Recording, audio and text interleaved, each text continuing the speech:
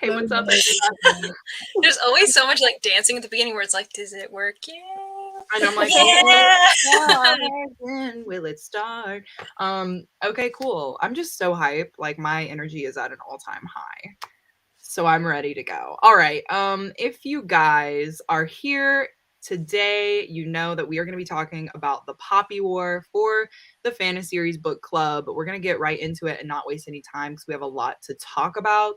But if you're new here for any reason, I just want to let you know there will be spoilers talked about throughout. So if you've never read this book and you really want to read it, please exit the chat now because that's the official warning and we're going to be chit-chatting. However, if you would like to join us for the rest of the read-along, please join the Discord, which is, I think, linked in the description. This isn't my video. We can only hope that I did the work and did that before because I don't remember. But if it's not linked, I will link it below later so you guys can join. But yes. So my name's Christine. I'm one half of the Roomies Digest. And I just wanted to let you guys know that I gave this a 5-star on the read. A full knockout 5-star, like Babe Ruth out of the park situation. So I had a really good time. Sweet. I'm Rachel. I'm from the channel Let Me in the Library. And as usual, I didn't finish the book, but I did read this book once before. And the first time I read it, I think I gave it 4 stars. Learned a little information about it, gave it 4.5. But I had read it by audio, and I have to say reading it physically really puts it over the top. It's a 5-star. Yeah. It is a perfect 5-star. Yes. Agreed. Hi, I'm Jess. My channel is called Books Past Bedtime. I also gave this book 5 stars. This was my first time reading it. I did it physically while listening to the audio, and I feel like that really immersed me in the story, and I couldn't give it anything other than 5 stars. I'm Nicole, and I'm from Bon Bon Reads, and I also gave this book 5 stars. Look at us. Yes, we all have taste, is what we're I'm Yasmin, and I hate this book. I gave it 1 star. Yeah, I read this book last year, June. I gave it 5 stars. It was amazing. Yeah, read it physically too. Like, what else can we say? Like, I don't think there's a bad. What discussion is there to have? Yeah, that's it. That's the end of the live, actually. Okay, bye guys. Have a nice day.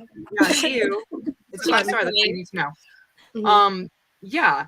So I just wanted to touch on this really quick, like the way that you read it. I also read it on audio the first time, and I gave it a soft 5, which is like when it's a 5-star because you know it's good, but like you're not in love, but like you are in love, but like you know what I mean? That's how it plays in my brain when I read it the first time. And I do want to say that now reading it physically, like y'all, the amount of annotations and notes I took on this book, it is so good. And it really changes the way that you like understand and read a book. So I do want to say, I think there is something to reading this book physically. So if by chance you haven't read it physically and you did read it by audio and you might not have rated it as highly, try the physical copy. Yeah, it's top tier. I don't know. There's something about R.F. Kuang's writing that just comes across. It's art. It's art. As you read it on the page and you fully get immersed in what she's talking about, it's art at its finest. It's good. I feel like there's very few authors whose writing I can like really easily visualize and just sync up with the world so quickly, because I think the first like 2 pages already kind of hook you where you're like, okay, what's going on with this test and what's happening? But she does such a good job of like really laying out the land for, future reveals and kind of gives you some breadcrumbs without being too obvious about it while just building the lore of this world. And, for people who just read it as a regular story, it's great. But also for people who read it with a literary like those literary historical glasses on and realize like, hey, there's actually some real life similarities here. It's still done so tastefully and very, very well without, sounding like a history textbook, and also balancing that with this still like fantasy element that she built into the story herself too. So I feel like it's really, really unique what R.F. Kuang is able to do here, for sure.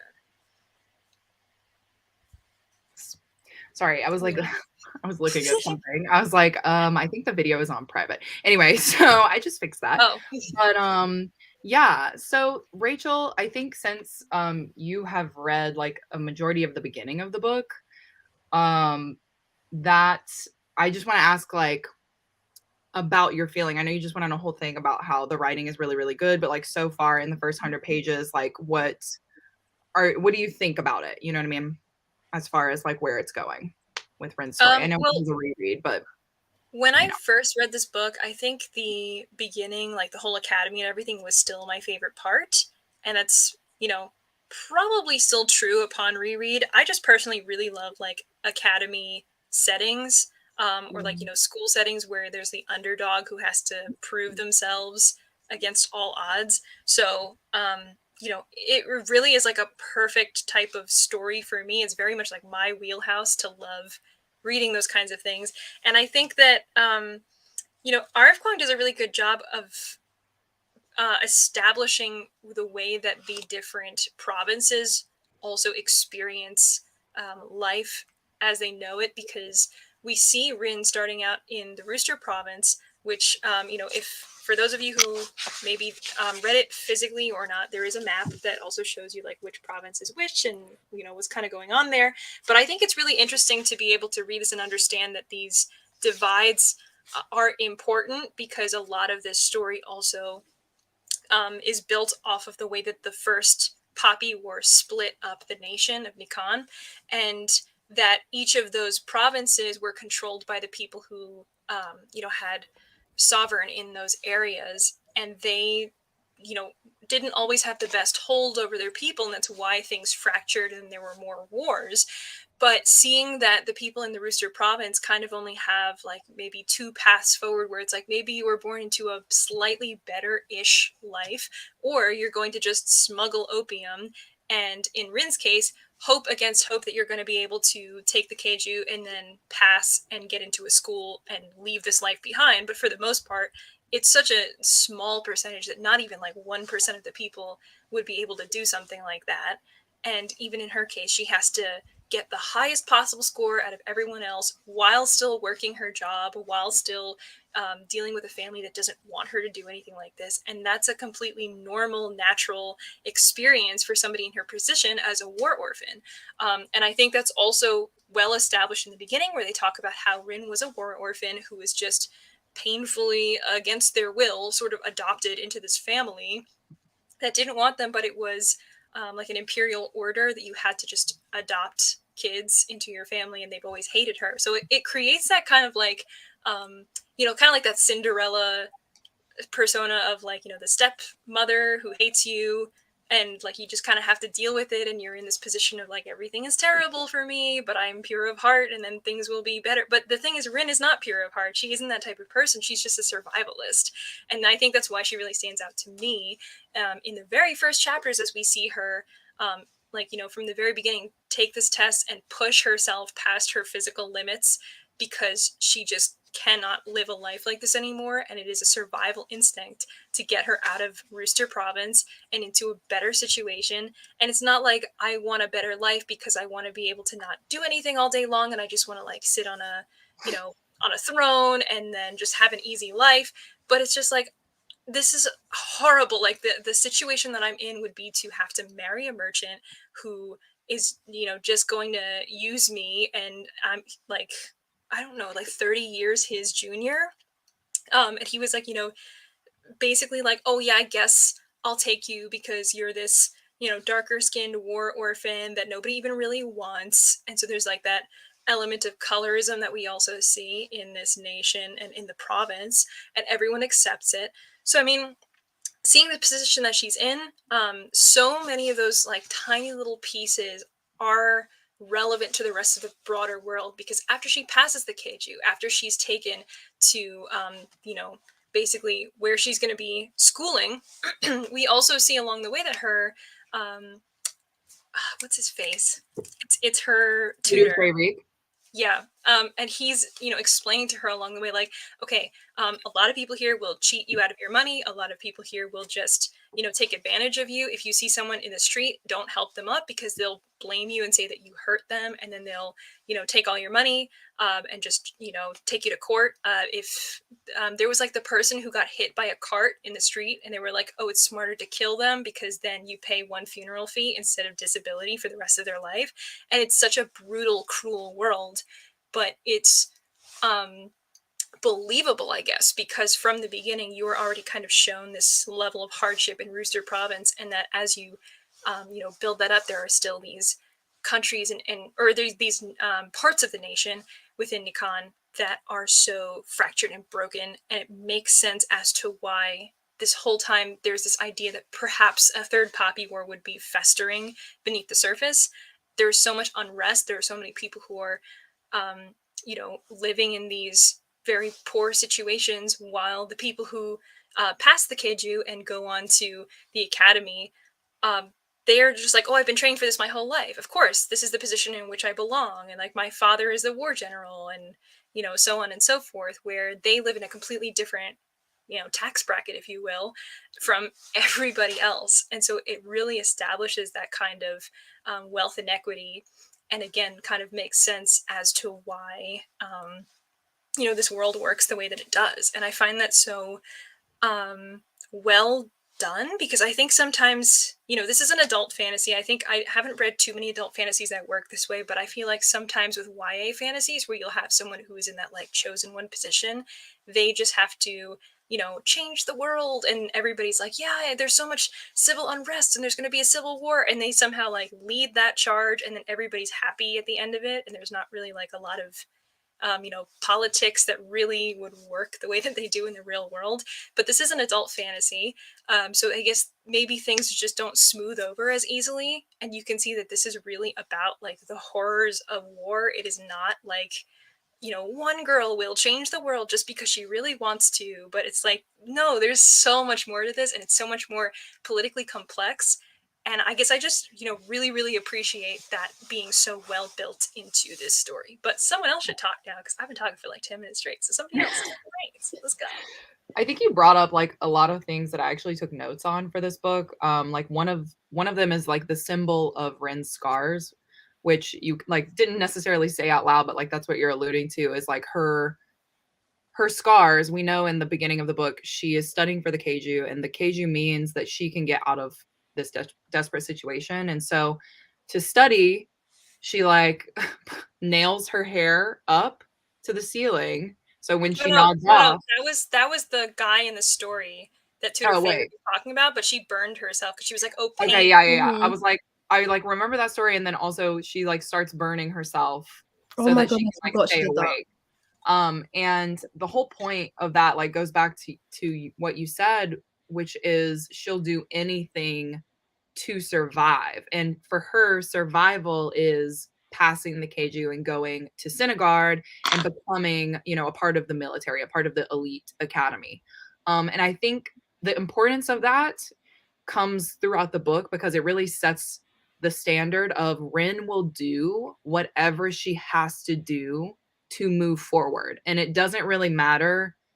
Like anyone else doesn't really matter. Like even in the beginning, like her relationship with like her younger brother, or like her foster brother, she is taking care of this child basically since he was little. And then once she leaves, she doesn't think about him again. Yeah, like, and then even when he like approaches her and is like, no, don't leave me, she kind of like pushes him away, and he falls down and he looks so hurt, but she's just like, right. Yeah, but it's actually better for me to be a little cruel to him so he doesn't think of me, and I have to leave this life behind. It's better I don't have ties here whatsoever. So right, exactly. And I think that's one of like the major important symbols of this book is like her physical scars, because you realize later on, like as we travel through the book, she really is ruthless, and not the kind of ruthless where you're like, it's amazing and like extra crazy or anything like that, but it's literally just these tiny decisions she makes throughout the book that tells you who she is. She's never really like trying to hide, I guess, that's what she's going to do to survive.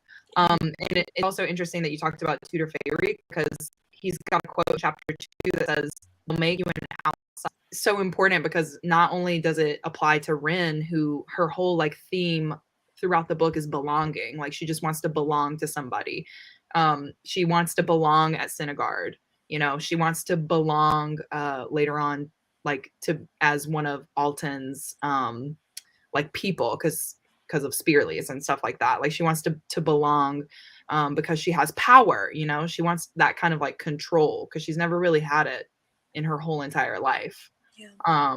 And so it's just so interesting, that theme of just her belonging the whole entire book until you get to the end and you're like, okay, well, you belong now, but at what cost? You know, like look at all the stuff that you had to do to like belong to something. Yeah. And I think also, you know, a lot of those hints of ruthlessness have always been present in Rin, but they were just amplified as the story goes on and on. So we see early on when she is in, I think it's like the combat class or strategy. So, you know, they'll say like, okay, so here's your situation, you know, one of like hundreds of situations that this guy, the teacher throws at you. And they'll say, you know, okay, so you are in a valley and your troops are there. The other troops have the higher ground. They have the upper hand. They have way more people here. And they're also holding a school of children hostage. What do you do to get out of the situation? And everybody's like, I don't know, maybe like flank from the other side, or like maybe we could attack them. But basically every answer is wrong because they'll just kill you and they always have the upper hand. But Rin is like, oh, flood the valley. Go to the dam, flood the valley. And they're like, but everyone will die, including your troops. And she's like, yeah, but also we'll win. And so, like, you know, we'll have to sacrifice some of our group, but we'll be able to wipe out everybody else. Don't worry about the school children. It's a lost cause. We're not going to be able to save them. So you might as well just kill everybody. Whereas everyone is like, yeah, no, you're crazy. What? But the professor's like, see me after class. And yeah. Like, listen, you're technically right, but you cannot say stuff like that because nobody will follow you into battle. So that's part of the other part is you can be ruthless, but if you are so willing to sacrifice your own soldiers, nobody will follow you because they have to believe that you still have, you know, the interest of the entire battalion in mind before you make these decisions, and not just, you know, she is thinking long term, but not just like, you know, I'm just going to throw your life away because who cares? But she kind of treats her own life in a very similar way because at the point where she's like, you know, kicked out of, I guess, combat, it was where June, yeah, with Jung. Yeah, and he was just like, never come to my class again. And she had talked to the other professor of strategy, and he was like, what? I can't believe he kicked you out of class. I'm sure he'll send you back, you know, soon. And she was like, oh no, he just like, he won't let me in at all. And, you know, I appreciate it, but like nobody can step in because it's a combat matter. So nobody can really stand up for me. But she's used to something like that. Like she knows it's unfair, but she also isn't like, like, you know, I hope that somebody will like write up the professor. Let me go to the dean and like, because there's nothing like that in place. So for her, it's also like this enormous amount of self-sacrifice to have to then, you know, go to libraries and sneak out books and try to study up on these tactics that are so difficult to learn on your own because they have the expectation that somebody would demonstrate this for you, or they're just very like hard to understand. But so much of this is like, okay, well, I'll just keep burning myself, I'll stop sleeping, I'm not going to eat anything. And she just does this to keep up with all of her classes. She carves out her own womb, like she destroys her own body just to get, and like I have to say also, that was brutal to read physically. I think a lot of this stuff was a little easier to read by audio when I first did, because I was like, oh, okay, like terrible, but I get it. Okay. And when I read it physically, I was like, oh my God. Because I could really picture like everything that's happening to her and how torturous it must have been. That scene was rough, like hearted for sure. But it also proves that like she'll do whatever it takes to. I think that was the moment I was like, okay, Rin is like that bitch, you know. At the beginning, I was like, okay, she's scary, but it's like that was the moment I was like, okay, she's something else. Do anything. Like she will literally do anything. And honestly, like that whole part, it was so sad to me too, because she's still young when she starts at Synagard. And so she isn't thinking forward. Like she doesn't know her true identity. And it's just even more tragic because at the end you find out like who she really is. And like it really is like the last of the last, Spearley. And so I don't know. That whole part was just like really crazy. But I do want to talk really quick before we like move on from part 1 and kind of like the training and stuff. How did you guys feel about Rin's relationship with her Aunt Fang? Like before she even goes to Synagard, she's got this whole entire thing with Auntie Fang. And in the audio, I didn't really notice anything about it, but like reading it physically, I did. And I just wanted to see if anybody else had any thoughts on that before. I mean, it was bad. It was a bad relationship. It was bad for sure. I thought it was interesting that Auntie Fang was like, oh, are you worried about, marrying this man? Listen, here's how you get him hooked on opium, and then you'll just rule everything in his place. And I was like, well, yes. Yeah, but she has... Okay, she's kind of a little bit like Rin in terms of like she has her own coping mechanisms. Like, yes, in a different way. Yes, I was like picking up some stuff in the reread. I was just kind of like, okay, Auntie Fang sucks, but like, does she suck because she has always sucked, or does she suck because she's put in the exact situation that Rin would have been if she didn't go to Synagard? You know what I mean? And like in a way, I know she's the worst aunt ever. But I mean, I see what you mean. She's trying to like look out for Rin. Like when she's giving her these like details on like what to do, I had a whole new like light of seeing her, because I was like, wait a minute, you still suck.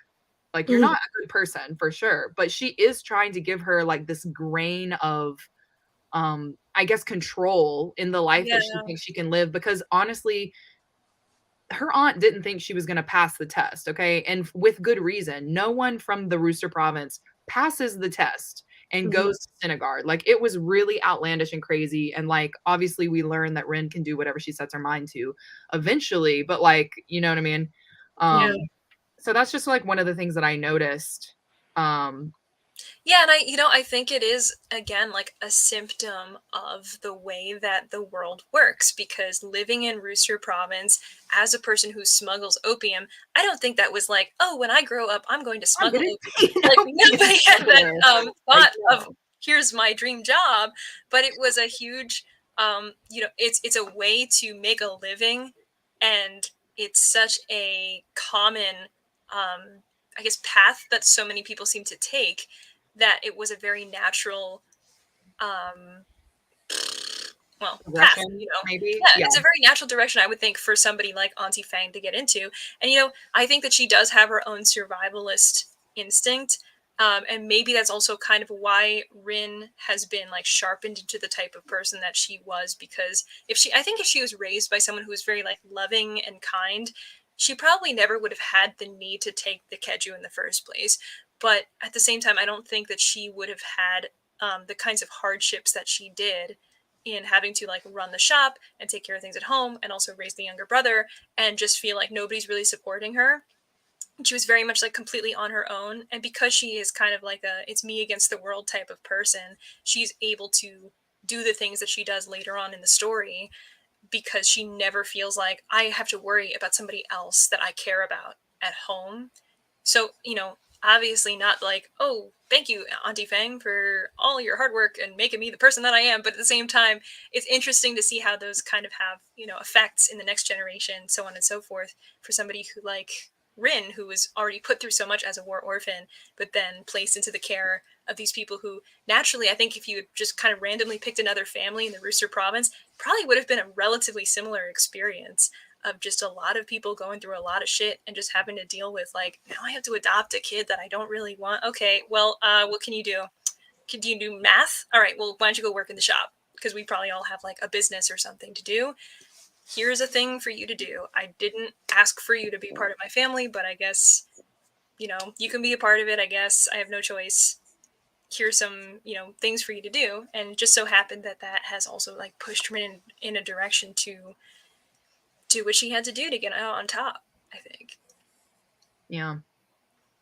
I'm trying to think if there's anything else from like part 1 that's super super important. I think maybe just her making the decision to go the lore track.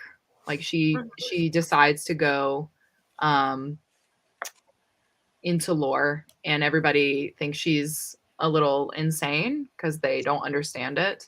But I think her developing that whole relationship with her master, and kind of figuring out the secrets of the poppy plant and kind of going to the spirit realm and things like that.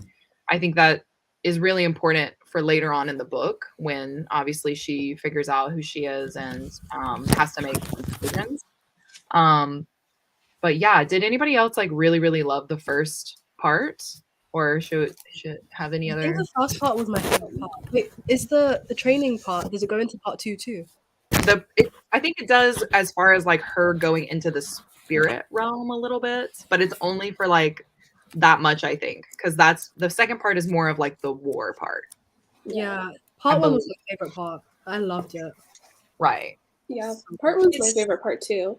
And I wanted to say also, like, I made some notes about Rin and how we really like come to understand her character in that part too. And I did really like how, like, she is the chosen one. Like, she can do things that other people can't do, yada yada. But like, she does have to work so hard for everything.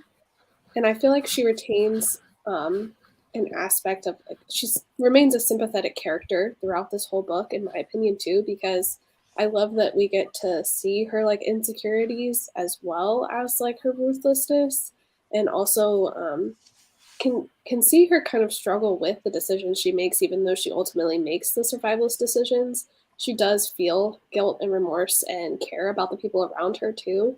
So I just think she was like such a well-developed character. I really loved reading about her, and I rooted for her from the beginning. And I also did really like her relationship with Kuang. I thought that was so important to like the struggle. It really emphasized the struggle that she had to make the decisions in the end, where if she wanted power more than she wanted to like be a good person, or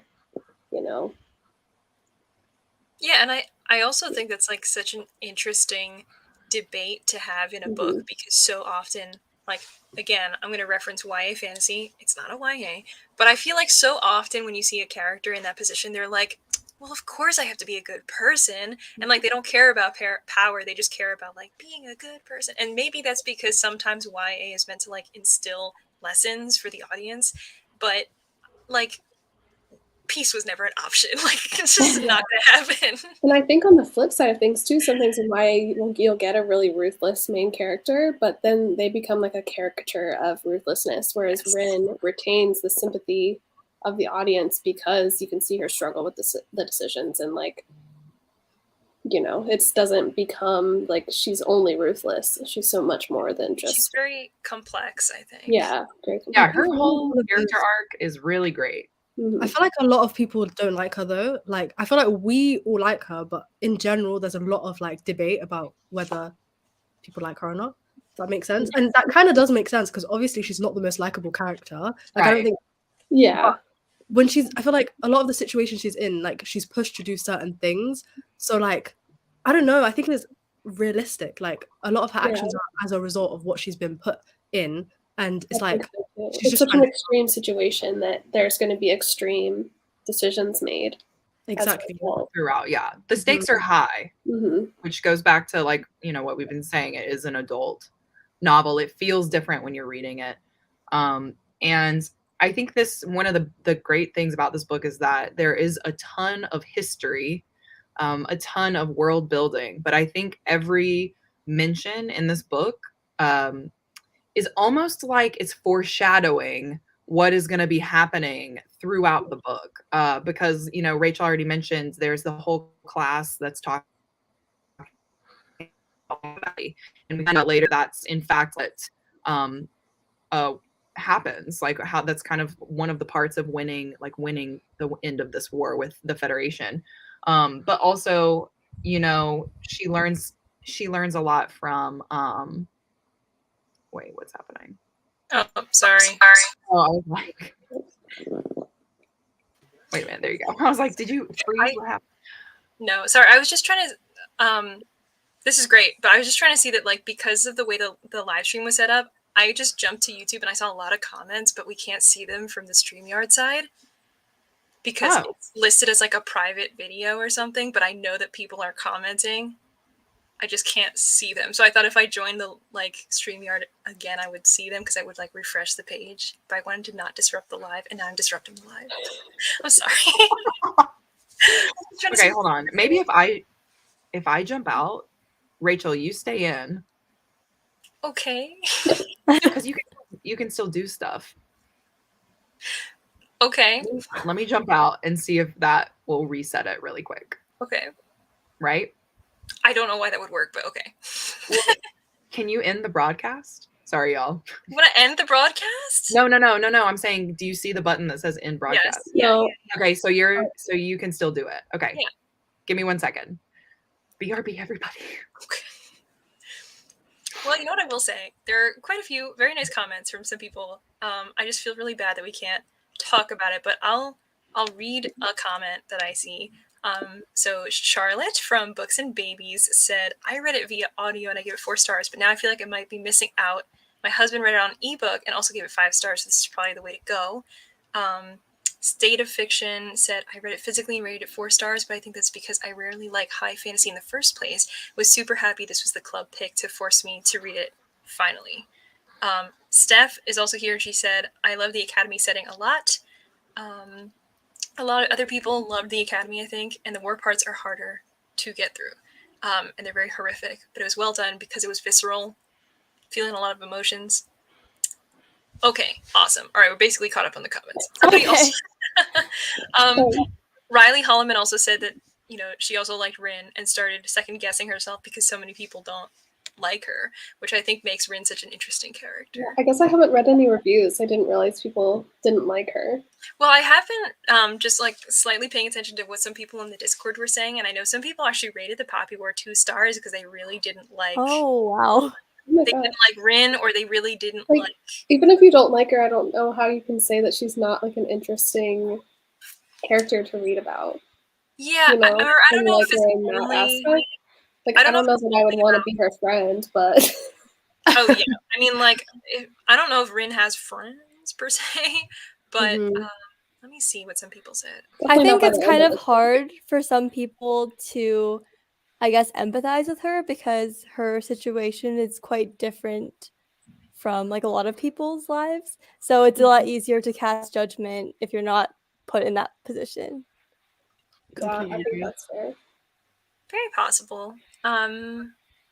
Okay, I have someone who says, I can't say I just finished it. I can't say that I liked it. Over half of the book talks about war, death, and torture. Well, that is what the book is about. Pretty depressing stuff. I gave it 2 stars only because the beginning was somewhat interesting. I think I'll continue with the series because I'm curious to see what happens, but for now I need a break from these books. That's very fair. I don't know if I would still say that's like a 2-star experience, but it is just like rough. It's not a lighthearted book for sure. No. Yeah. I feel like with how much people talk about how horrific it is, I was mentally prepared enough that it, like, I don't want to say it was that bad, but I was okay reading it. So I don't know. I didn't have that same experience. It was obviously awful. Like, I don't want to read this all the time. Like, I'm happily going to go read another Kindle Unlimited romance after this.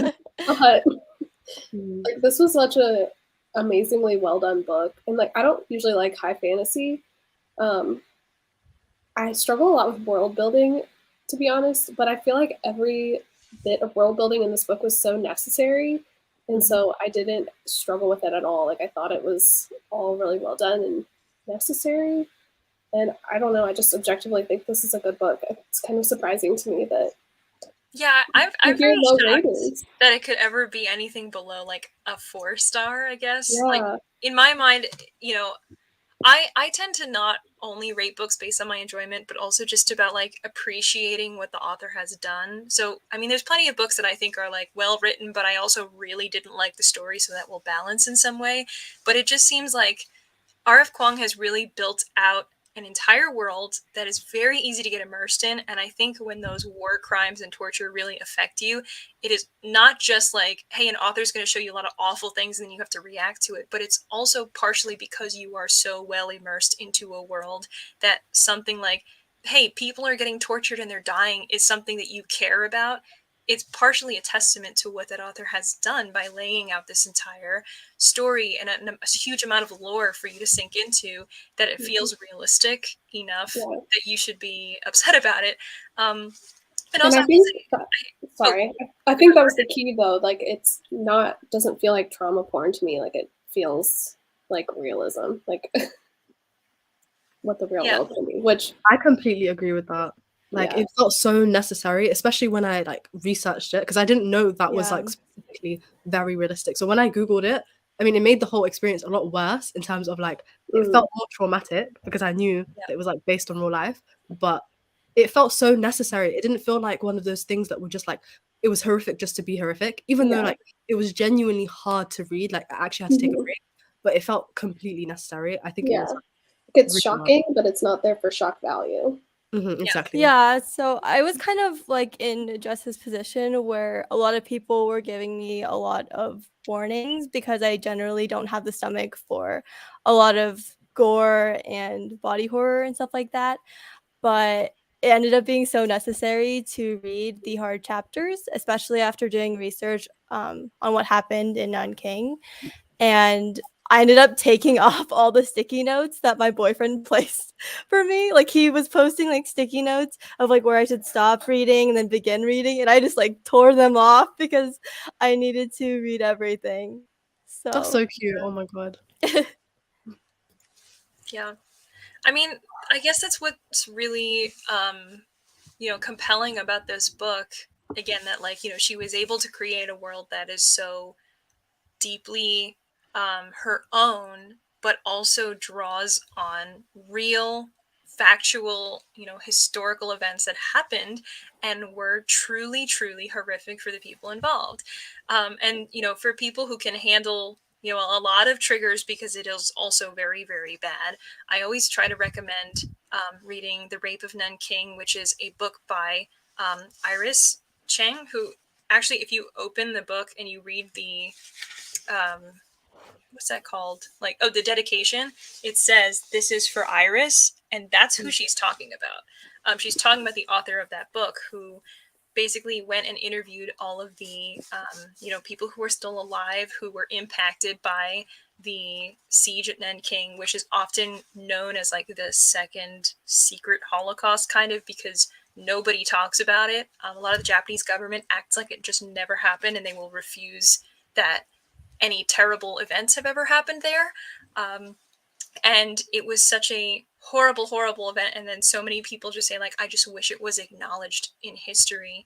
But, detailing the, her journalism, detailing everything that happened, it's like you almost can't look away because it's like a train wreck as you see, like, all of the horrible things that happen. And it's very, very, very similar to what happened in chapter 21 of this book.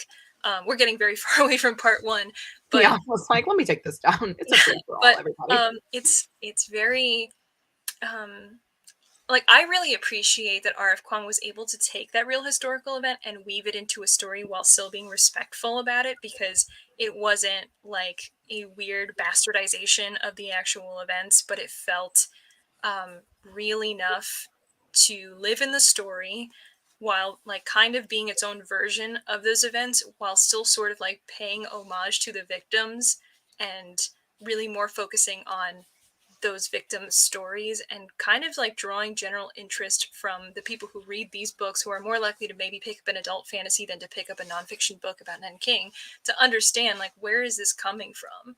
And I think that it's so kind of wonderful that an author can do that, where there is an event that nobody talks about so very often, that there's very little consensus on the number of people who were killed, because there's different accounts from all over of what really happened, but that R.F. Kuang was basically able to take that sort of secret event and put it into the forefront of I guess the general public who reads this book, because it was such a splash hit and so many people loved this book.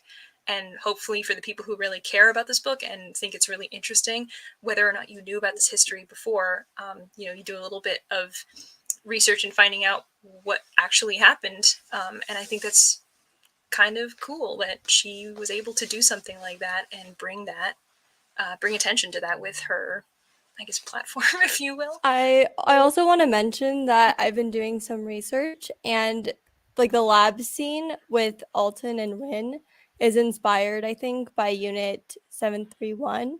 Yeah. Which I didn't know about until I started reading Goodreads reviews. And so that was really interesting because that was a Japanese chemical warfare research unit that performed lethal human experimentation, which I thought was also very interesting that she incorporated that in the story. Yeah, I didn't know anything about anything the first time I read this. You know what I mean? Like, I was the epitome of ignorance.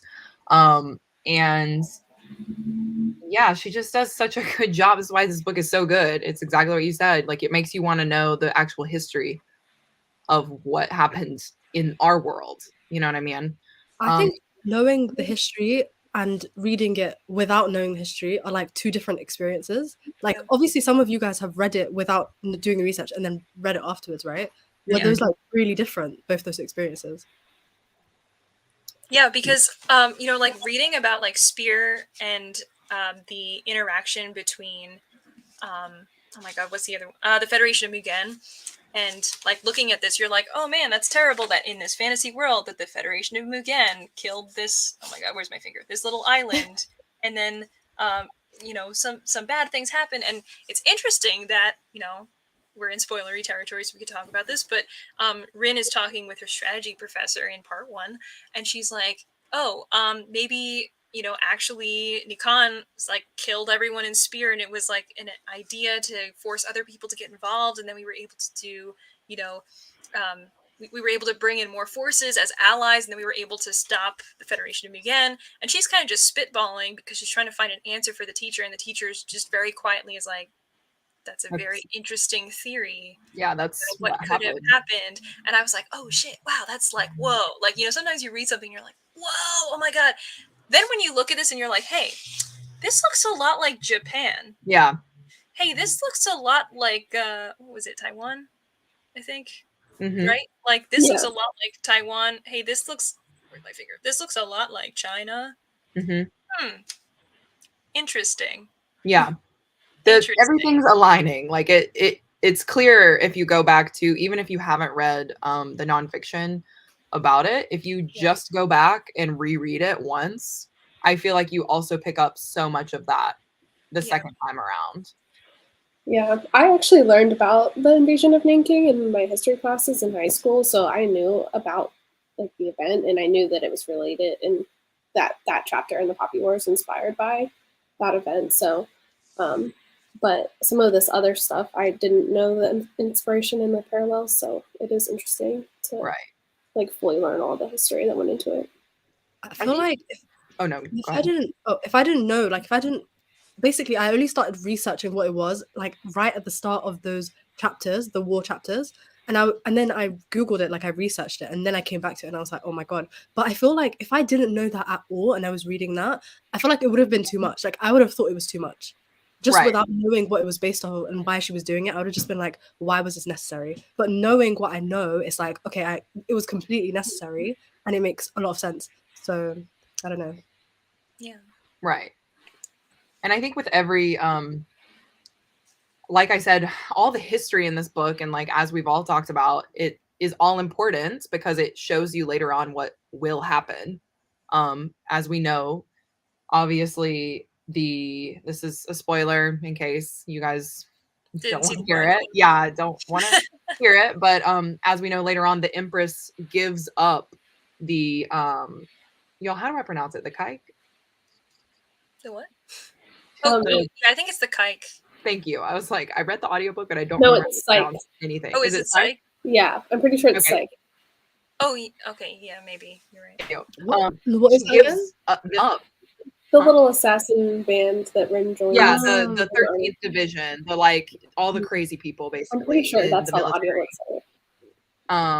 I will take your word for it, because when I was reading the audiobook, I knew how to pronounce everything, and then I was reading it now and I'm like, don't know a thing. But basically I think it's important that Rin has this realization that like the Spearleys were given up, or Spear was given up, by the government to like have, the whole altercation. And then later on, that's what kind of makes her realize, like, she's being operated on in the experiments. The Empress fully gave them up, you know what I mean? And she'll fully do it again. Go ahead, Jess. Well, are you talking about like at the end how she gives them up? Yeah, like how she sends the Federation. Because I'm sure that it wasn't Katai. Because he also knew they were going to be there. What? That's what I'm stressed about. Wait, what are we talking about? What? Like, wait, what page? Well, before her and Yes, you're so smart. Go to the mountain, she tells Katai what they're doing and where they're going. And then at the end, Katai's like, does it matter who told who? Yes, you're right. Guys. I read this in June. You guys are going to have to explain what you're talking about. Okay. So Rin and Alton go and get like the monsters from the mountain, right? And the only people who know are the Empress, because Alton tells her that that's what they're going to go do. And Kate, because Rin is talking to him and he's like, where are you going? Tell me. And she's like, I don't want to tell him because he'll just get, he'll get in trouble. He'll freak out. He's my friend. She's thinking like he's her friend. But what Jess is saying is, Rin is so hell-bent on the Empress being the one that gave them up, because when they come out of the mountain, the Federation is there. They capture them and they take them to the testing site that Alton, spent his childhood in. And what Jess is pointing out is that it could be Kate, which would make so much sense because why would he do that? Because he has, oh my God, this makes so much sense. Because his whole life he's wanted to be a Secret Service agent. He's wanted to be intelligence for the Empire. This makes so much sense, y'all. I think we're on to something. Did we just spoil the second book? Is that the whole thing? Is that why everybody hates it? I thought a lot of people like the second book like more than the first. Yeah, I thought the second book was my favorite. I've heard a lot of people say they like Dragon Republic even more. Like some people give Poppy War 4 and they give Dragon Republic 5. Oh my God, I heard that one was the horrible one. I don't know, but that's my theory. That is what I think happened. And especially because that is too, like, theory. Why would the Federation like be honest with you and tell you who told them? I don't think he probably didn't care. He was like, y'all are gonna die here anyway, so I'm gonna tell you. You know what I mean? Like he probably just told him what he thought. But I think it's also interesting too, like speaking of betrayals and things like that, that he the doctor points out, Dr. Shiro, he points out that it wasn't the Federation that gave them all the opium and all the drugs and stuff. It was Nicolee who drugged the spear, like the Spearleys, and then who also brought more drugs into I almost said China, into Nicolee, because like that's like that's a direct correlation to what happened in real life with like the British Empire and the Opium Wars. Yes. So they basically were like, oh, give us land and give us the stuff, and China was like, no. So then Britain was like, all right, want to try some opium? Yeah. And then they some drugs so we can control you. Yeah. And so anyway, lots of stuff going on there. But yeah, we kind of like went off on a rail. I did want to talk about her relationship with Neza. Oh my God, that was a quick turnaround. I can't say it. Oh, him. Oh, yeah, it's the man that she punches in the face in part. The classic bully romance, if you will. Y'all, I was living for it. I'm like, this is not a romance at all, and I have something wrong with it. Because I'm sitting here highlighting in pink all the time. No, that's my two like red things here. It was one was him, and then the other one was when she had the whole. When he appeared like later on, I was like, do you know when he comes back later? Like yes, yeah. And he's like touching her collarbone. He's like, "Who bruised you?" Yeah. No, Welton. It was like he's like grasping onto any shred of romance. I'm with you, Kasey. Yeah, so I was living for that. Always come back to the fucking Cruel Prince every day. It is the Cruel Prince. There's something wrong with me because obviously they hate each other in the beginning. But my whole point in bringing that up is obviously I'm obsessed with romance, but I think it's really interesting to see their relationship develop, because obviously in the beginning they hate each other because of racism and like prejudices and all this kind of stuff. And also because she can kick his ass. Yeah. He was like, yeah, then fight me. And then she just punches him in the face. She kicked his ass not once, not twice, but thrice. Thrice she did. Oh my god, the second time she kicked his ass, when he's doing all these like kicks and stuff in the air, and he's looking all cool, and she just like leans down and she just kicks him in the balls, and he's like, oh. She's like, you're right, I only know one kick, and just walks away. Yes. Amazing. I peak romance. I was in my peak high then. But I think it's really interesting how later on, you know, when they're fighting together, and they see each other for the first time, and they're just kind of like so relieved, because they're like, nothing is familiar right now. Mm-hmm. We're in the midst of war, and like to see someone I hated and be relieved, like obviously, you know, that means something. And they, you know, develop their relationship a little bit more. But then when they're fighting back to back, and she says, you know, in her internal monologue, she's like, we are fighting so well together, and it's because we literally are obsessed with each other, and we have watched each other fight. And because of that, like, we know what the other person is going to do. We know each other's weaknesses and like things like that. That was really impactful for me as a third party, unbiased. He died, right? He dies, right? Huh? Oh, Nisha? We see him get enveloped by the gas. He gets enveloped by the gas, and he gets taken by the Federation. He came back from the death before. So. But yeah, girl, I am standing that he is not dead. Yeah. Like, why else would they call it the Dragon Republic, y'all? He's the Dragon Warlord's son. Okay. Come on now. Okay. But I also have a crazy thought that Alton's not dead either. So, you know. Oh yeah, like every time somebody like that dies in this book, I'm like, no. Yeah. You think he's not dead? Yeah. The only people are dead. At the end, they like blew up the facility. But he died so dramatically. Like, why? Yeah, he's not dead. He can't be. Listen, either I'm in denial or I'm correct. So either way. No way. I think he's dead.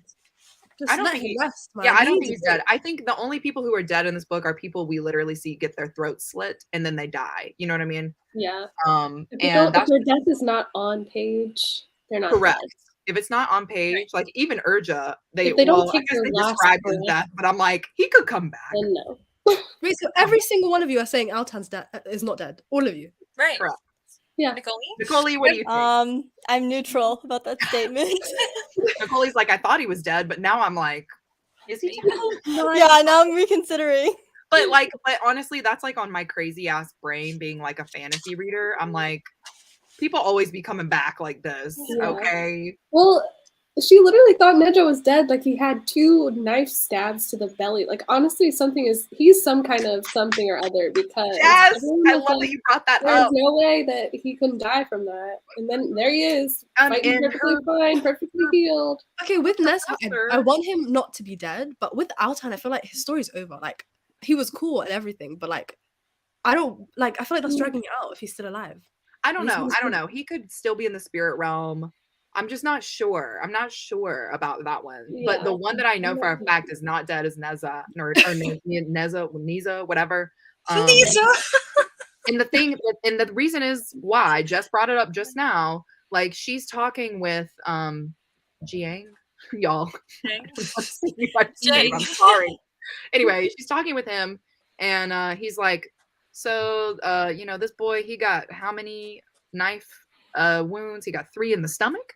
I'm sorry, where his gut is, where like literally you cannot come back from those kind of. And she's like, it missed something vital. Only been a couple of weeks. He's like, no. And he's good, and he's like, are you dumb?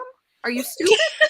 He should be dead, and he's fully healed, and he's fighting. Okay, yeah. And that's when he realizes this is that literally why the Poppy War is literally an anime. This is why, because you'll get like every time and you're fine. You come back for the next fight. He's a respawn. He's fine. Yes.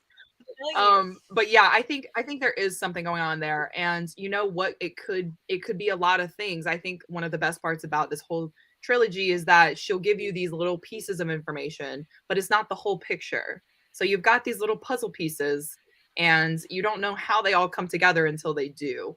And obviously she's really good at that because we're all over here screaming about how it's a 5-star. You know, could Nessa be related to the Red Emperor? Who knows? Who knows? You know? Oh, you know what? Speaking of, did you see that? Sorry. No, Did go you see ahead. that R.F. Kuang was on a train and then all of a sudden she just opened a Word document and started writing another story in the Poppy War world? Like she just started writing it and then she talked to her publisher and they were like, yeah, you could write that book. And she's like, okay. So then she's writing about, I think, some people that we have not quite met yet, but we may meet in the second book. But it's like a continuation in the whole world of things, of showing what their lives were like when they were younger. And I think it's like of those big three, like there's, what is it, like the Empress, the Dragon Warrior, and then I don't remember what the third guy is. The Guardian. Yeah, so I don't know if it's like those last two together as children or somebody else, because I don't really remember what it was, but like there's more to this story.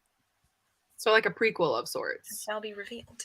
I like, you need to have definitely read the whole series, so I don't know if it's like pure prequel or if it's like prequel plus afterward plus other things yet.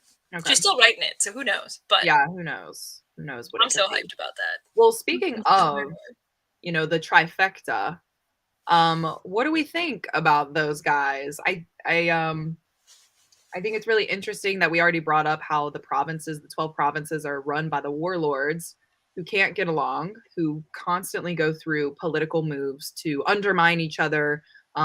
Or in Alton's case, you know, they kind of offer him up as the sacrifice when things go wrong, that kind of a thing. And when the trifecta was at its, you know, highest, its greatest, they all kind of did what the warrior said.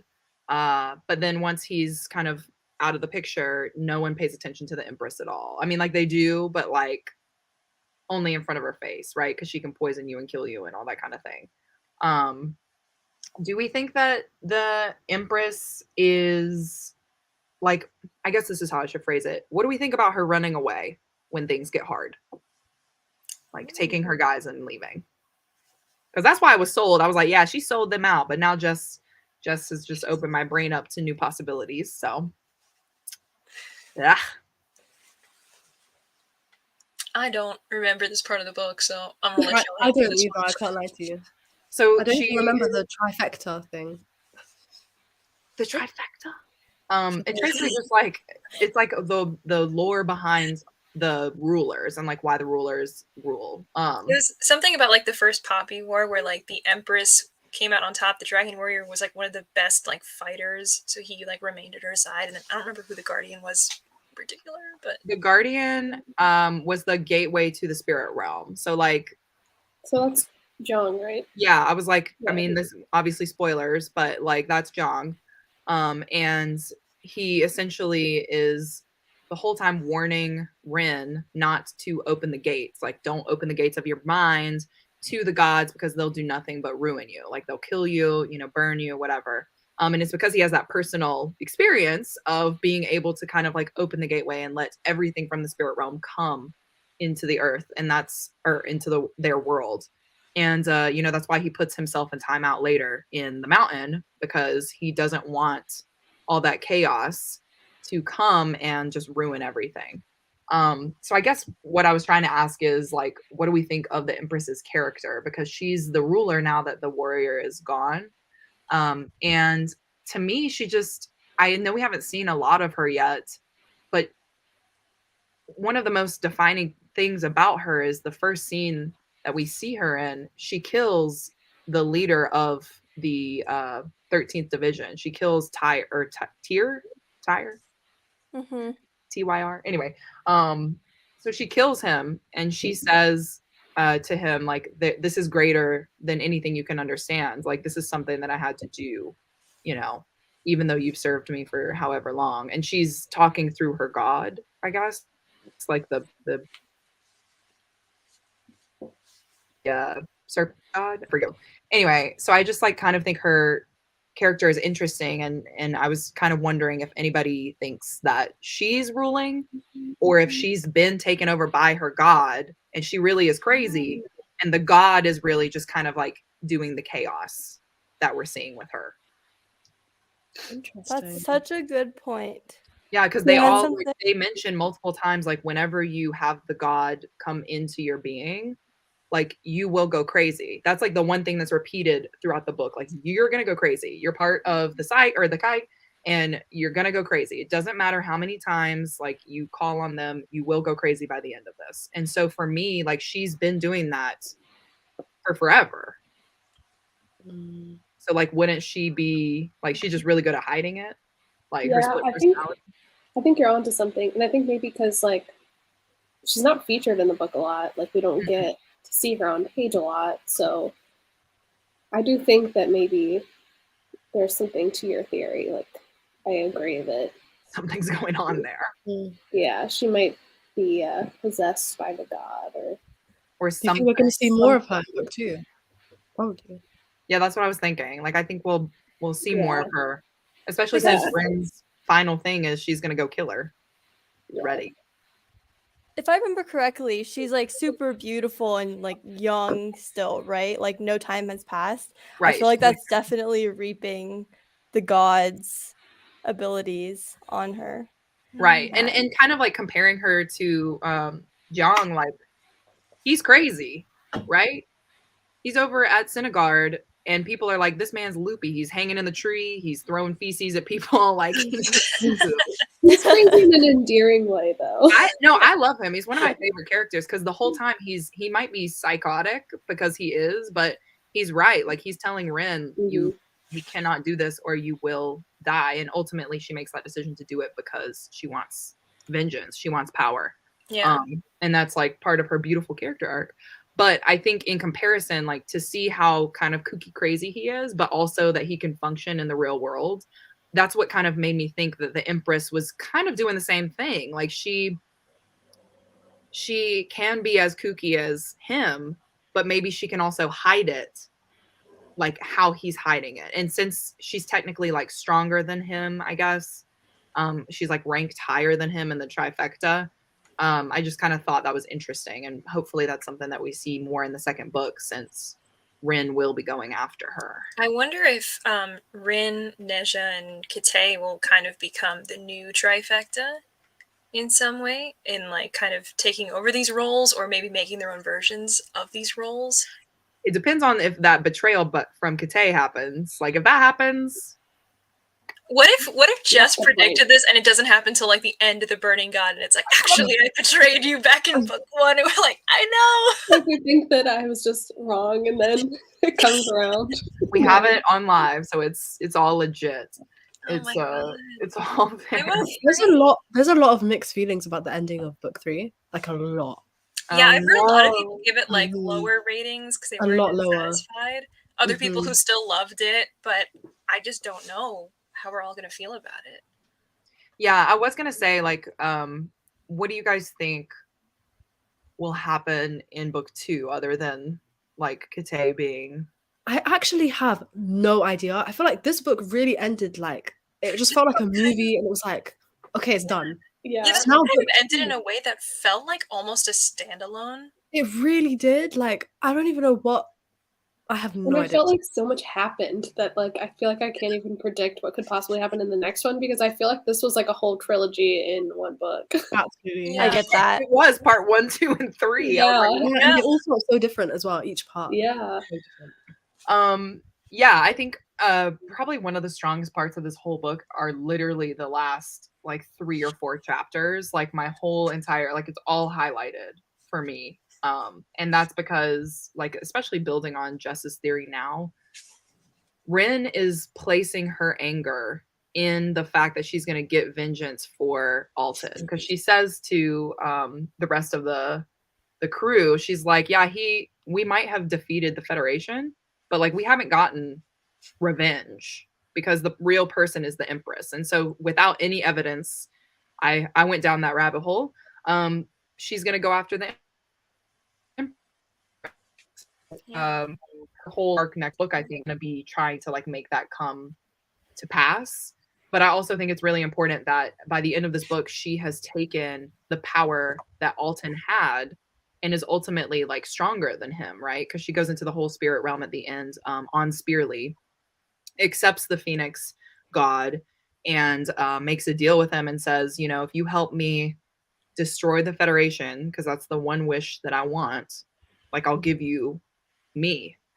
And I think it's really interesting that when she first finds out Alton is a drug user, like she figures out that he's addicted to opium, which on the reread, it was like blatantly obvious that he was doing drugs. I was like highlighting, I'm like, okay, everybody is referencing it. Everyone knows but Rin.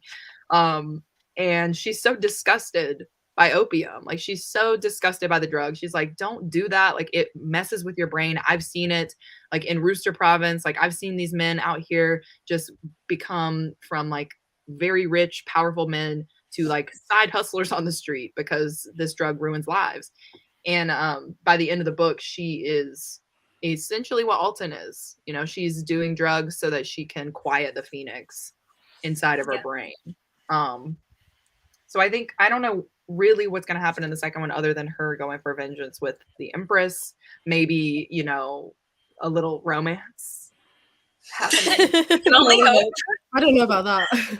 But I think by the end of the series, I think she will, because we've seen all this foreshadowing, I think she will burn. Like she'll be the burning god.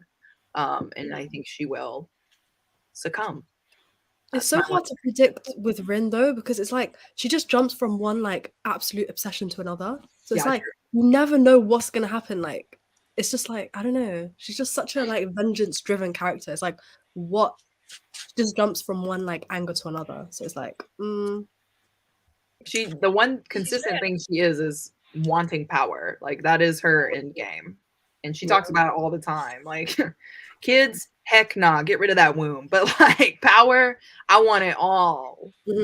So yeah, it'll be interesting.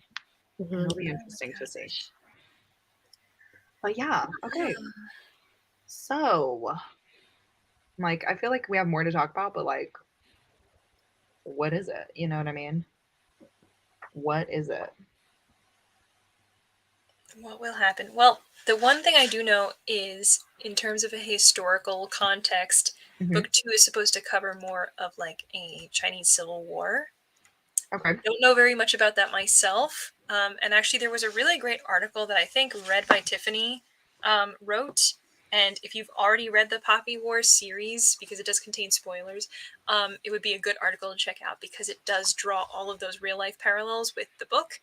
So for folk who've already read the entire trilogy, or maybe just want to read up to like the Poppy War part, if you're following along with us, that's a really cool article to check out. I will link it in our Discord for people who want to read it. But I'm very interested to see where this book goes. Because just like you were saying, Yasmin, like this feels like, where am I supposed to go from here? Because I feel like the end of this book was like, all right, well, burn it all down. And then like, here's what's going to happen next time. But it was like, well, you're going to take over the world, right? Like, so what, like the next book is like basically just as thick, if not thicker. It's thicker. Yeah, it's thicker. Yeah. It's bigger. So it's like, well, what are you going to do? Because I feel what do like, you guys think about her burning down the Federation, like destroying the whole country? What do you think of that? it made sense. You're like, justified. Yeah, like I mean, I don't think it just made sense because she had already said, I'm gonna flood the valley. So like obviously she's gonna burn the island. Yeah, it's very horrible, but I feel like she dissociated herself like from the act. Yeah. She disassociated like a long time, but she does have that moment where she goes back and she's talking about it and she's like, wait, tell me that I did the right thing. And I think Kara, don't know, the twin, she's like, look, girl, I can't tell you that you did the right thing because guess what? I flooded the valley. I did the thing. So like we're the same. Like we're both thinking the same way, but all we can do is really live with the decisions that we've made and realize, like, tell ourselves that we did the right thing, because what would have happened if the Federation continued to be. The other thing is on page, at least for my copy, on page 432, she's talking about how the Federation massacred Golan Nis, which is like the Poppy War version of like Nanking. So she says They did this for the simple reason they did not think of the Nikara as human. And if your opponent was not human, if your opponent was a cockroach, what did it matter how many of them you killed? What was the difference between crushing an ant and setting an anthill on fire? Why shouldn't you pull wings off insects for your own enjoyment? The bug might feel pain, but what did that matter to you? If you were the victim, what could you say to make your tormentor recognize you as human? How did you get your enemy to recognize you at all? And why should an oppressor care? So this was like the entire way that, the Federation was feeling in terms of the justification of the destruction of Spear and also for Gall and Nice. And for them, as it says, to wipe out an entire race overnight was not an atrocity at all, only a necessity.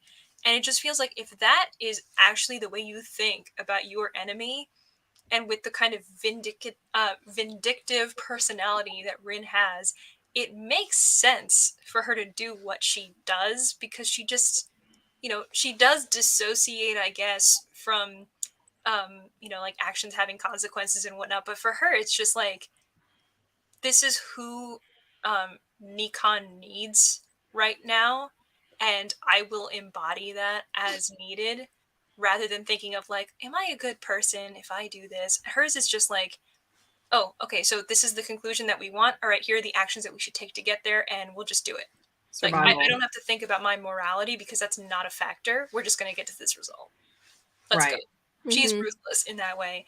And, I know some people in the comments also were talking about, like, how come people like her so much? Because she's written to be unlikable. And I think she is kind of written to be, like, traditionally unlikable. But at least for me, I think that's why she stands out as a more likable protagonist in that way, because she's so very complex and unique.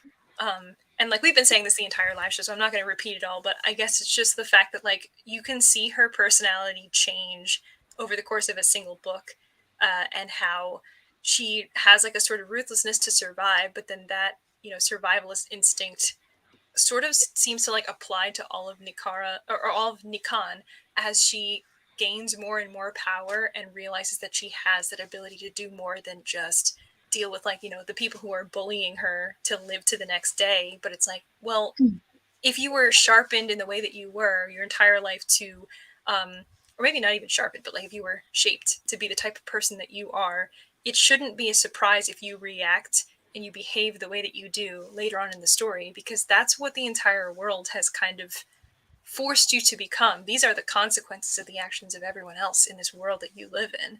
So it's not an enormous surprise to me that she does what she does. It is shocking as a reader who just picks it up and goes like, what? She just burned an entire island? Like, what? Like, it's crazy because we don't live that life.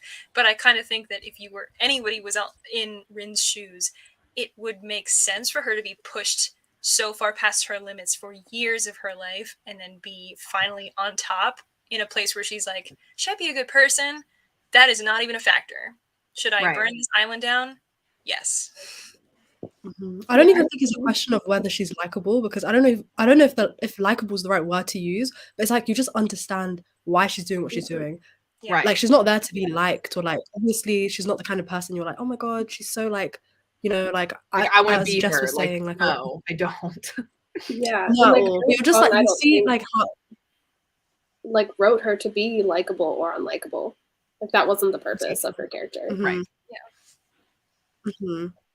I also wanted to say I think that's why we see such a stark difference at the end between her and Kate. Because that's actually one of the quotes I wrote down for him. He says in chapter 4, power dictates acceptability. And for her experience and his experience, like we know who Rin is, right? She's never had a choice.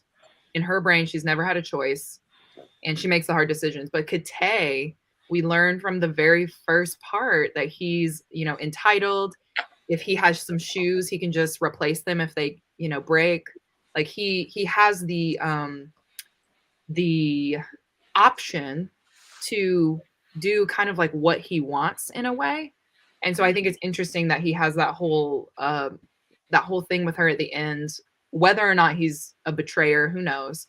But he is like questioning her morality, her decisions. And he's like, how could you do this? And Rin's like, how could I not? Like, how could I? And almost like it's like creating a stark separation between them, and almost like I could see it going where like they separate eventually, because Rin becomes like this monster of sorts, and Kate is like, I'm not willing to cross that line, like I'm not going to kill innocent people. And Rin's like, I'll kill whoever I have to, even if it's, she has that moment with Alton where she's like, has her hands around his neck and she's like, I could kill him and like be done with it. When they're in the experience, like in the laboratory. And so that was also another moment where I was like, she'll literally kill anyone, even Alton, who she loves. Yeah. You know, like a brother. So yeah, it's just interesting to see the foreshadowing, and I'm really going to pay attention to it in the second book, because I feel like RF Kuang, like I feel like she'll give us what's going to happen early on. But only Jess will get it, because we'll all wait for the next show and go like, why did she do this? Jess is God tier. No. Jess is God tier. But I remember that when we were talking about Cruel Prince, Jess would be like, but don't you think, you know, between the lines, it was actually this? And I'd be like, this is why we're friends. I mean, we're all like, what? Like, it's the same thing. Yes, like I am not smart. I am not smart. So yeah, anyway, that's that. The only other symbol kind of thing that I wrote down was Alton's eyes, the red. I you know, I feel like I'm repeating myself like a parrot, but I think it's interesting that she has red eyes in the end. And she's taken over that power from him, which also might signify that he actually is dead. But it's just interesting to me too that his lieutenant was like, I would feel if he was dead. Like I'd feel it. Yeah. So that's why I had questions. I was like, is he actually dead? Is he in the spirit realm? Where is he? Where is Alton? But yeah. Anyway, lots to think about. Lots to think about. Now we have to read an entire other book to figure out what happens. Yes. And then burning. I feel like this was a good recap because it's been so long. So yeah, it's been so long. And like talking about it obviously really does bring out like so many things. But yeah, okay. So in conclusion, is there anything else we want to talk about here? Just a random fun fact, but all the provinces in the book are based on the Chinese zodiac, which I think is really interesting as well. Yeah, I loved that. Yeah. It's great. Yeah. Wow. Taylor Swift with these Easter eggs, man. Yeah, like everything was thought about. Oh wow, just so much effort and like research and everything put into this book. It truly is like, this is why it's a 5-star. Even though the content obviously is hard to get through. I'm trying to think if there are any other characters or anything that I want to touch on specifically. That character that was that girl from the academy, Venka, is that the one who like in the she's like becomes like yeah that one that was very sad. That whole part. Yeah, like, that was the worst part. That was probably, I was going to say that was the worst part of the book, I think. Yeah. Was like hearing about her getting raped and being in the pleasure house. And the crazy part is, after that moment, you never see Venka again. Like, I don't know what happened to her. I don't know if she's coming back later. But that was, as a woman, I feel like that's why it hurt me so much to read. Because it's just graphic detail of what she had to go through and how hurt she is, and it was disgusting. And it was also an interesting choice that it was Venka of all people, because Venka was like one of Rin's bullies in school. So it was almost like, here's this person that, you know, maybe isn't technically more powerful than you, but here's someone who constantly exerted power over you and showed that, or they at least believed, like, you know, they were better than you. And if you ever believed that, you know, that probably has an effect on your psyche. But now you see like how far this person has fallen, and that, like, you know, people who believe they were above you are not untouchable by this horrible, like, you know, tragedy that occurs. It's kind of interesting to see that, you know, war does not only affect I guess like the people you would expect it to, for the people who would live, you know, less privileged lives and probably be more likely to be impacted by war, but also the people who lead those forces and are kind of more considered to be on top of society, and how they are still just so terribly affected. And I think that it was a huge impact in why Rin does what she does at the end of the book too, because it isn't, it still probably would have had, really terrible effects for the Federation of Mugan at the end if, it were only the townspeople, I guess, that were affected. But it was kind of like everything has been violated to the degree that, like, you can barely even think about. If I was like, hey, describe to me the worst possible thing you can think of right now, and then, like, this just dials it up to an 11, where, like, anything that you would imagine is bad that happens during war, and it's like, it's just so amplified, and it happens to everybody. And I think that's partially why she feels like with Mugen, she's like, I have to crush them, because there were no exceptions. Everybody was trash to them, and everybody would have, died if they had their way, and Vanka just happened to survive. And it's pretty terrible. Also, something I wanted to bring up before we end the live is, I had mentioned at the beginning of this live that when I first read it, I gave it 4 stars by audio, and then I learned a piece of information and I raised my rating by 0.5 stars. That piece of information is that, for folks who don't know this, because sometimes the book is just described as like, oh, is this adult fantasy about da da da da da, but sometimes people actually describe this as, what if Chairman Mao was a teenage girl, and that is what the Poppy War is about? So that's the piece of information that I was like, what? Yeah, I saw that too. Wait, as an R.F. Kuang said this? That is what her intention is, that Rin is Mao, reimagined as a teenage girl. Whoa. Yep. So I think that's, again, I get why people don't like Rin, because she's not a good person. And she was never meant to be a good person. But that's why I love her character, because she's written in a way that some people sympathize with, other people are disgusted with her. But I think she will inevitably grow up to be this type of power-hungry person, just like Mao was, and just inevitably try to, like, take over the world, because this, like, again, there's real life parallels to what R.F. Kuang has written here, and it's so fascinating that she kind of, like, sneaks stuff like that in, and you're like, wow, great book, and then at the end you're like, this is about Chairman Mao? What? Like, because, like, you don't think of that naturally, but that's the inspiration. There you go. Oh my gosh, I'm like having a moment. Like, what? Damn. Anyway, I'm gonna be thinking about this for a while. Yeah, not to drop that bomb at the end of the show. Like, I had a whole nother thing I wanted to talk about, and I forgot. I don't even know. Oh my God. The mind, the brain. Yeah. I can't tell you. It's, she says, I was interested in how somebody could go from backwater ignorant roots to being in charge of an entire country. I was really interested in the question of what makes a monster.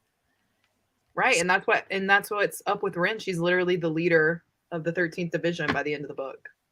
Yeah. Like, she's like, oh, power? I've got it. Like, what?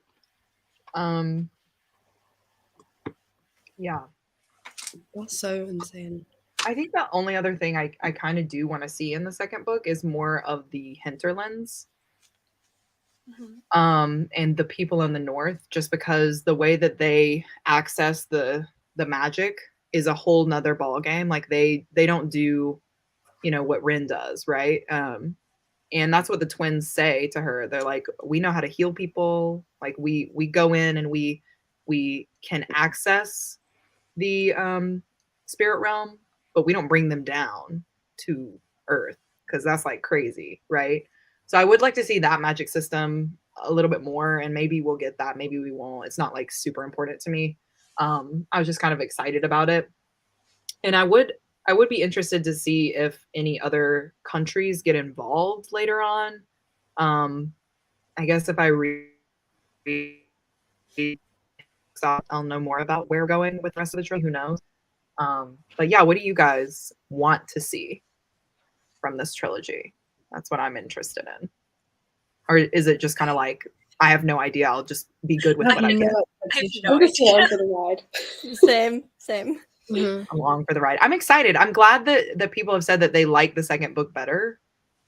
Because I was dreading it. I thought that perhaps the second one would be more sad. So I'm glad that y'all set me straight. Hope not. Yeah, that's why I was like, we'll see. So. Oh, hey, we got some comments, such as, what? Wait, what? What? This is about Sherman now. Yes, me the whole time. I was like, and some other people were very happy that this read along came around when it did, because I know some people kind of feel like they finished this book and it's either like, oh, because of the standalone syndrome or whatever, they're just like, I need some space from this book, because it is very intense, and I feel like, you know, everybody obviously will handle that at their own pace or in different ways, but sometimes you just feel like, I mean, chapter 21 is not that far away from the end of the book, so you just feel like I'm still like processing everything that happened, right, and then jumping into a second book where I have really kind of no idea where we're going with this thing. I understand the space needed. However, I personally feel like I need to find out what happens next. Now that I've given it like 2 years of space when I first read this book, I need to see what happens from here. And it's very interesting to see, like, you know, parts of R.F. Kuang's genius that I never recognized until I picked it up again and really, really fully understood like what she was doing with this story. It's really very interesting. It makes me even more excited for her other series, the Babel. Babel. Yeah. Oh my god, I cannot wait for Babel. It's gonna be really good. It's gonna be really good. But yeah, not to go on a whole tangent on something entirely. I don't even different. think I'm into Dark Academia, but say what? Dark Academia. Oh yeah. I think it's.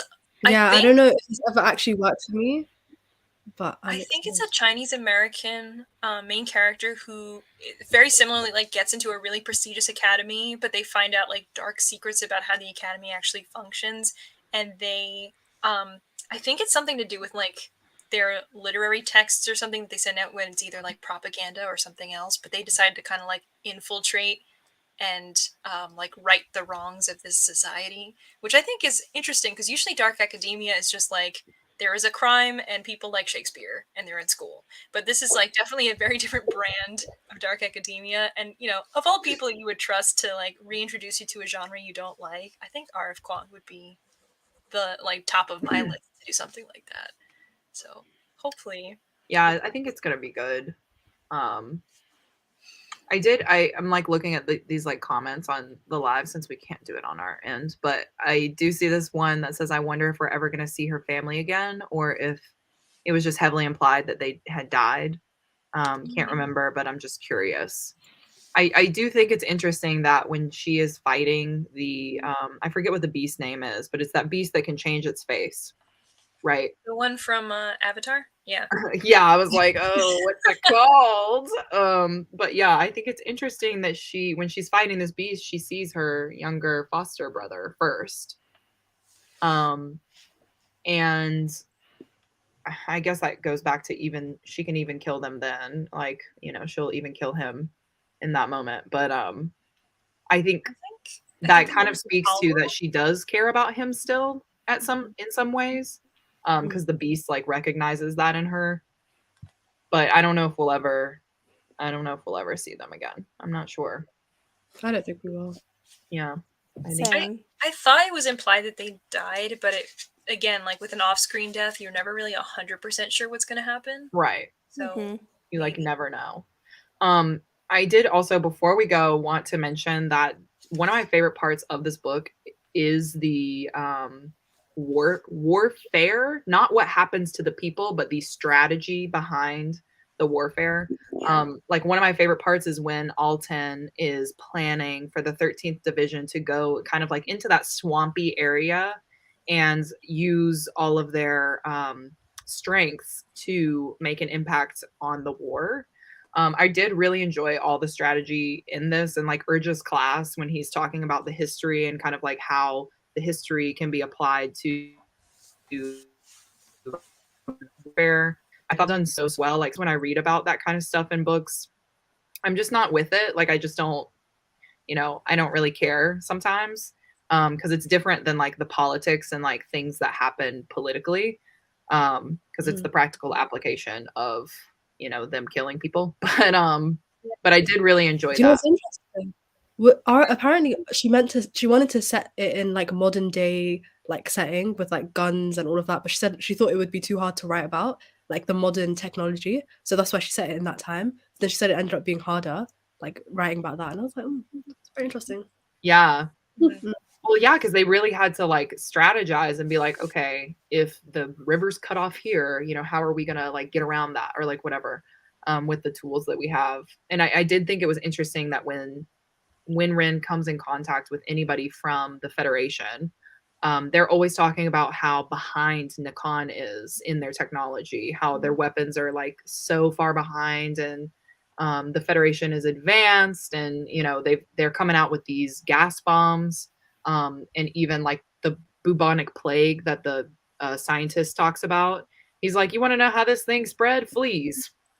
Oh yeah, fleas, and we are gonna spread it again, and I'm just kind of like, what's been going on, Nicolee? You have 12 provinces and no one can really get their science together. Like we need a STEM program immediately.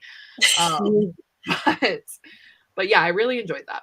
I like that part. And that's really it's very interesting to see like how you can kind of like manipulate an outcome of a war with just what you have. And I think that's also one of those most important skills, and why they had that track back at Synagard, because even when you're listening to like the different strategy exercises and stuff, it's so hard to be like, yeah, I mean, like, what do you do? Like, right. I don't know.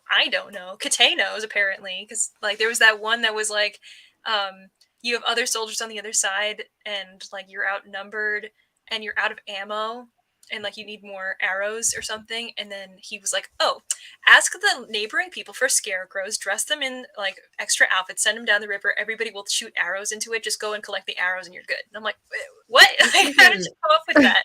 He's thinking in 2055, you know what I mean? Like he's out of the box, like he's clearly smart. I'm like, okay, Kasey, show them who you are. Intelligence. Yeah, it'll be interesting to see his part in the next. I really hope he's got a trait online. Her. Yeah, like if he does, like the only character I liked. It'll be so rude, but we'll see. I hope that too. I really loved Kasey. I thought he was hilarious, especially like in the first part. Like he is. had so many of his lines because he was just funny. Like, he is. He's so funny. I thought she did that so well too, kind of mixing in the humor. Because there are so many moments where I'm underlining. I'm like, this is fucking hilarious. Like, but also like terrible. So I mean, it all just speaks to how well she can write. So yeah, Kasey. We'll see how it goes. Any other thoughts, comments, concerns, some poetry possibly, who knows? Every time we want to talk about. I'm going to check the comments and make sure there's not anything that we need to address, and I think we're good. I would go around and say, since having this discussion, did anybody want to change their rating? But like, if anything, it's going from a 5 to a 10. You know what I'm saying? Yeah, just more solid in my 5 stars. Yeah, just solid, just some solid work here. And I'm really glad that we did this together, because honestly, like I said, the first time, like Rachel, I read it on audio, and I was like, it's a soft 5. But I just was naive and stupid. Okay, it's not my fault. But yeah. I'm happy because I think I've been rereading a lot of books recently, and almost all of them have dropped a star or so. Just in general, like all of my reading where I've been like, oh, I love this book, and I'll reread it and be like, it's only a 4-star this time. Wow, that's interesting. But like the Poppy World, I was like, it went up. So well done. Like, finally. Yeah, nice to reread. I still love it even more. It makes me think like other books that I really love, because I have like a series of books above my computer that like are my all-time favorites. And I'm like, I feel like every time I would reread these, they would all be really, really good. So it's interesting, the reread. I rarely reread things, and I feel like some of that is the reason. Like, I'm so afraid that it won't live up to my expectations that I have. You know what you would enjoy on the reread? The Cruel Prince. Okay, anyway. Yeah. It was like anniversary issue. Oh my god. Well, oh wait, what was I going to say? The one thing I will say about rereading, at least, is I feel more secure when I recommend things, because I'm always like, oh my god, you should read this, it's so good, and people will come back and be like, oh yeah, it was like 3.5 stars or whatever, and I'm like, what? Like, and then I'll reread it and be like, you're right. Okay. You're like, do I have taste? Am I dumb? I just question, like, am I stupid? What happened? That's why I don't do recommendation videos, and that's on that. But yeah, okay. So if we don't have anything else to say, this is the final one for real. I do just want to say thank you guys so much for being here in the chat. Even though we couldn't pull up any of the comments, I apologize. That's totally on me. But I'm really glad that you guys are here anyway, and that we all got to chat, not just with the host, but also with Yasmin, our guest. Yes. But yeah, we had a really, really great time reading this together. And our next show will be for the Dragon Republic. When that will be, guys, we'll let you know. But it will probably we all have to read that book. So. Yeah. It'll probably be much later in the month. Yeah, it'll probably be kind of like this later in the month. Yeah, because I did just finish this morning, not gonna lie. Yeah. Well, we all just want to make sure we're absorbing it, and it does take a while to get through. So there's nothing wrong with that. But yeah, if you are following up with us in this book club, we are technically on The Burning God in April. So if you want to start that book and talk about it in the Discord, we're going to open up those. I think are they already open? No, but we can open them pretty soon. We'll open those up on April 1st. So if you guys want to talk in the Discord about that before the live show, you can. All the information for all of our hosts and guest hosts will be down below in the description, as well as the Discord link if you want to join our book club. And also, I'm thinking we'll probably put some links for like resources, just kind of like in the comments or in the description of this video, if you guys are interested in the nonfiction sources, the articles, things like that, because obviously we're reading this book not just to enjoy an amazing fantasy book, but to learn a little bit about history and what's going on in our world. But yeah, so hopefully if you guys are in this chat and you didn't like the book, maybe you like it a little bit more now. And if you loved it, I don't want to say you have taste, but you have taste. But yeah, anyway, all like kidding aside, thank you guys so much for being here and hanging out with us. I know this month was a little crazy with the scheduling, but thanks for being here. And yeah, that's pretty much all I have to say. Does anybody else want to say anything before I click end broadcast? I'll just say that for this read along, we've been doing something like slightly different. So we just put it on different hosts' channels for each book. So we'll be doing Dragon Republic on my channel and Burning God on Jess's channel. And since we're technically on like the Burning God pretty soon, I'm not going to give you a date, but probably like within the coming month, we will also open the poll for the next series that we'll be reading, which you can vote on. So we will at some point do that, and usually what happens is Christine will pick from the long list of recommendations that you give us in the Discord. So now's your chance to add some more titles, and with a random number generator, just pick out series and then you vote on them. So if you want to be a part of that, if you want to be a part of our read-alongs and figure out what we're reading next, please join the Discord. We worked really hard on it, so join it. Anyway, honestly, my favorite part of the month is when we pick a new series. Like, obviously, I love the Poppy War, but like, I love being like, "What's next, baby?" It's so exciting. So yeah, honestly, we'll probably do that in the middle of April, so we have time to like vote and do all that stuff together. But yeah, all right, housekeeping done. Thank you guys so much for being here. We love you, and we'll see you in the next live. Bye-bye. Bye.